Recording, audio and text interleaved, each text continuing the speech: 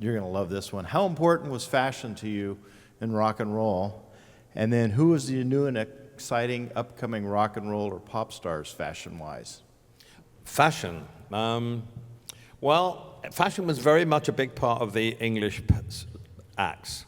If you look at people like The Who wore the Union Jack jacket, if you looked at the Mick, and when he came out for the Brian Jones concert, when you look at Rod in the early days with that incredible hair and the scarves, when you look at Freddie Mercury, when you look at Mark Bolan, who was the first person, I think, to wear makeup, and myself, we were all influenced a bit by British vaudeville. And there's something about British men that can't wait to get in drag and put makeup on. That's like the whole history of Monty Python, you know, guys dressing up. It's like as... English men can't wait to get in a dress and walk across the stage.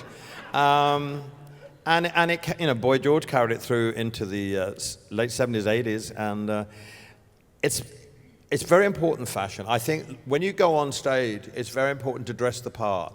I couldn't come on stage in a t-shirt and jeans, and I don't really like seeing that many bands who do. I like to feel as if like this is an occasion.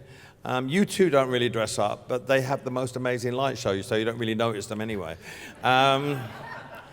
But people like the Stones and Bowie and Queen and me and Rod, and we've always dressed the part because it's part of the ritual for me. And it came from people like Elvis and Little Richard and Gene Vincent and Eddie Cochran, who always looked fantastic. And I like bands to make an effort. The Killers make an effort, or Brandon does, and he looks great. And it always just adds a little bit to the excitement of the Prince. Another one, amazing. It's like, what's he going to wear tonight? Whose curtains is he wearing tonight? And what bell bottoms is he going to wear? But it's part of you're wondering what the hell he's going to wear, and it's exciting.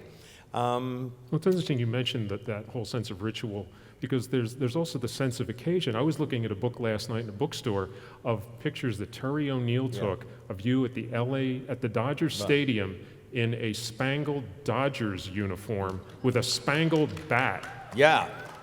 The bat had spangles. The bat had spangles because that was my first ever stadium show.